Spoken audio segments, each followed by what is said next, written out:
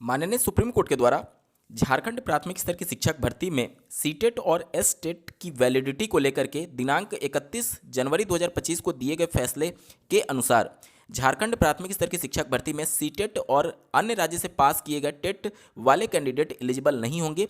केवल वही अभ्यर्थी इस भर्ती प्रक्रिया में शामिल होंगे जो कि झारखंड टीचर एलिजिबिलिटी टेस्ट यानी जेटेट क्वालिफाई होंगे। उसके बाद से अन्य राज्यों को लेकर के भी सवाल उठने लगे कि बहुत सारे कैंडिडेट्स का ये प्रश्न आता है कि मैं केवल सीटेट पास हूँ, जैसे उत्तर प्रदेश से हो गए, बिहार से हो गए, राजस्थान से हो गए, तो क्या उनको उनकी रिस्पेक्टिव स्टेट्स में जो प्राथमिक शिक्षक भर्ती आएगी उसमें भविष्य में जाकर के भी ऐसी प्रॉब्लम खड़ी हो सकती है? क्या उन्हें भी सीटेट के अलावा अपने राज्य स्तरीय टेट को क्वालिफाई कर लेना चाहिए?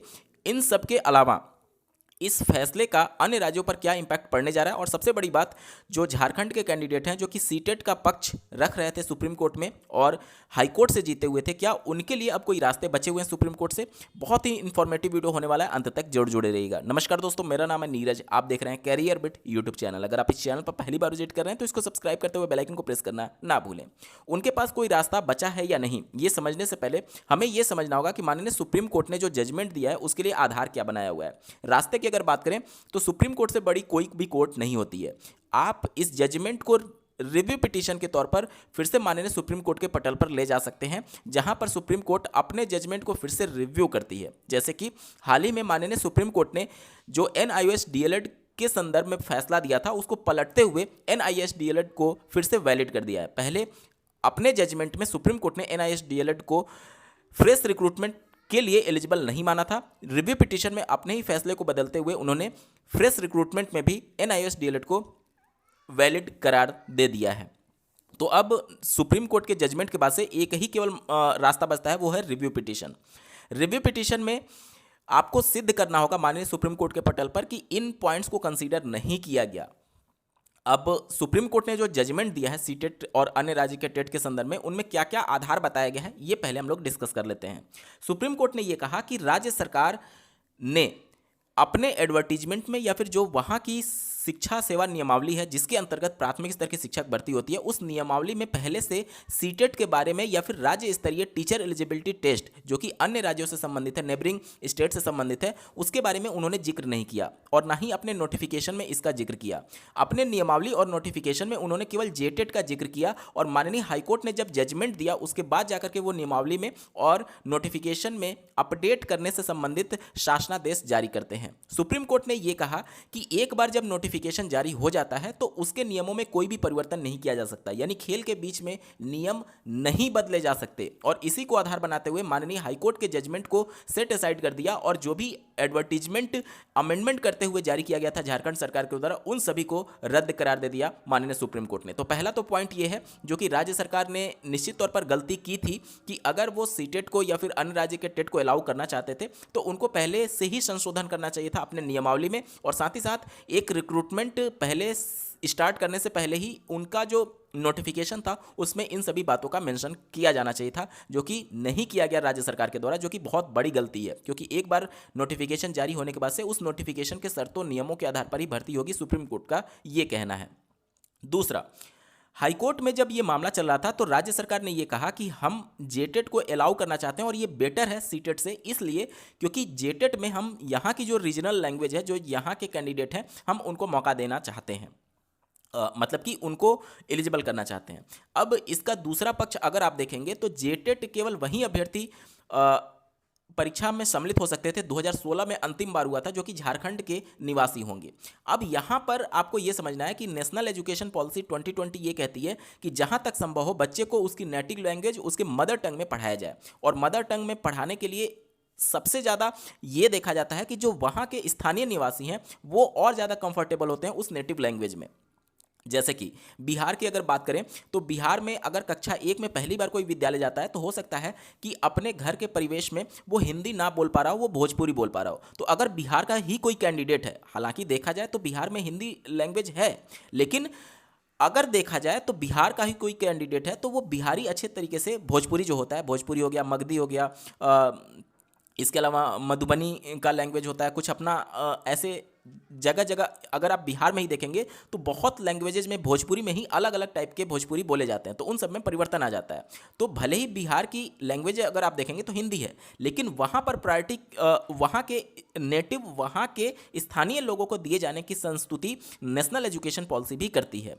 तो राज्य सरकार अपना पक्ष यही रख रही थी हाई कोर्ट में कि हम चूंकि रीजनल लैंग्वेज पर फोकस करना चाहते हैं और ये परीक्षा जेटेट में होती है, सीटेट में नहीं होती है, क्योंकि सीटेट में कोई कैंडिडेट अदर स्टेट से बिलोंग करता है, जैसे मान लीजिए कि वो साउथ का है तो साउथ के लैंग्वेज से वो सीटेट पास कर सकता है, झारखंड की नेटिव लैंग्वेज के बारे में उसको नॉलेज नहीं हो सकता है। इस वजह से जेटेट यहाँ पर बेटर है और सीटेट या फिर अदर स्टेट के टेट जो हैं वो यहाँ पर बेटर नहीं हो सकते। ये राज्य सरकार का पक्ष था। उसके बाद से जो राइट टू एजुकेशन एक्ट 2009 है, उसमें भी अगर आप देखेंगे तो ये बातें मेंशन की गई हैं कि जो टेट होगा, सीटेट और स्टेट लेवल का टेट, उसके लिए बाउंड्री डिसाइड की गई है। सीटेट कहाँ पर एप्लीकेबिलिटी है? वहाँ पर इसकी एप्लीकेबिलिटी है जहाँ पर कोई स्कूल जो कि गवर्न किया जा रहा हो, जो कि कंट्रोल किया जा रहा हो सेंट्रल अथॉरिटी यानी केंद्र सरकार के द्वारा, जैसे केवीएस हो गया, एनवीएस हो गया, तो वहाँ पर सीटेट की एप्लीकेबिलिटी है। वहीं पर राज्य में अगर कोई भर्ती हो रही है, राज्य के बाउंड्री क्षेत्र में अगर कोई भर्ती हो रही है जो कि कंट्रोल और गवर्न किया जा रहा है स्टेट गवर्नमेंट के द्वारा उस विद्यालय को, तो उस विद्यालय में जो एप्लीकेबिलिटी होगी वो राज्य स्तरीय टीचर एलिजिबिलिटी टेस्ट की होगी। लेकिन जो एनसीटी एक्ट है और जो आरटी एक्ट है उनमें कंपाइल करके वो समय समय पर जो एनसीटी है वो अपना नोटिफिकेशन ये भी निकालती है कि राज्य सरकार अगर चाहे तो वो अपने यहाँ अगर टेट कंडक्ट ना कराने का फैसला लेता है। हालांकि ये भी बातें मेंशन की गई हैं कि राज्य सरकार की जिम्मेदारी होगी कि हर एक साल वो टेट कंडक्ट कराए, लेकिन अगर किसी कारणवश नहीं हो पाता है या फिर नहीं कराना चाहती है तो एक पब्लिक डोमेन में आपको नोटिस निकालना पड़ेगा और बताना पड़ेगा कि हम सीटेट को इक्विवेलेंट कर रहे हैं राज्य स्तरीय टेट के बारे में, जो कि राज्य सरकार फेल थी और इस प्रकार का कोई भी पब्लिक डोमेन में उनके द्वारा नोटिस नहीं निकाला गया था। इस वजह से सुप्रीम कोर्ट ने इस फैसले को रद्द कर दिया जो कि हाई कोर्ट के द्वारा दिया गया था। तीसरा और सबसे महत्वपूर्ण पॉइंट जिसको आधार बनाते हुए सुप्रीम कोर्ट ने इस जजमेंट को रद्द किया हाई कोर्ट के, वो ये था कि राज्य सरकार ने बिना, एक तो उन्होंने कोई पब्लिक डोमेन में नोटिस नहीं निकाला था, तीसरा उनका ये कमजोर पॉइंट था कि राज्य सरकार के पास अपना कोई अधिकार क्षेत्र है ही नहीं कि वह कोई भी नियम में परिवर्तन कर दे। अब ये नियम में परिवर्तन करने से क्या मतलब है? आरटी एक्ट 2009 के धारा 23 के उपधारा 1 में एनसीटी को एम्पावर किया गया है कि वो कोई भी नियम या फिर नियमावली बना सकती है शिक्षकों के रिक्रूटमेंट के लिए।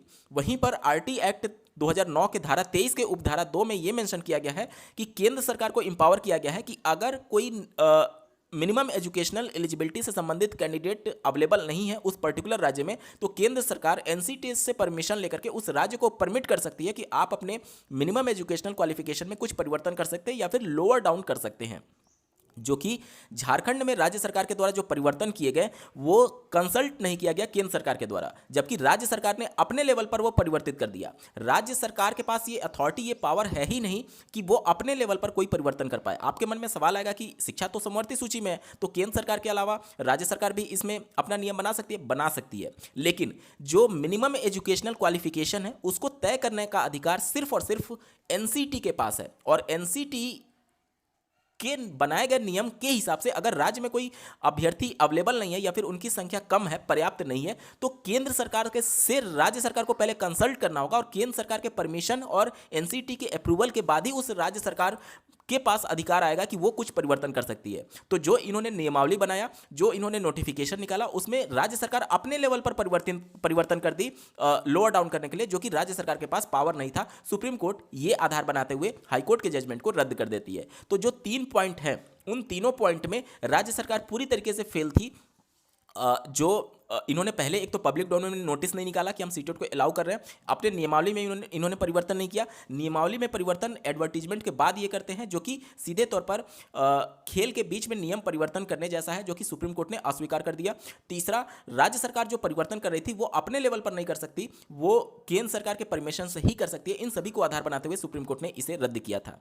तो अब रिव्यू पिटीशन में भी अगर आप जाएंगे तो यही सब चीज़ें फिर से आएंगी कि आपने पहले ये पब्लिक डोमेन में क्यों नहीं बताया, खेल के बीच में आप नियम क्यों बदल रहे हैं। तो ये चीज़ें थोड़ी सी राज्य सरकार की कमियों की वजह से वहाँ के अभ्यर्थी इसका खामियाजा भुगत रहे हैं। अब बात करते हैं अन्य राज्यों के अभ्यर्थियों के लिए, जैसे यूपी हो गया, बिहार हो गया, तो क्या यहाँ के कैंडिडेट को भी अब सीटेट के आधार पर भर्ती में सम्मिलित होने का मौका नहीं मिलेगा? देखिए, ऐसा नहीं होगा।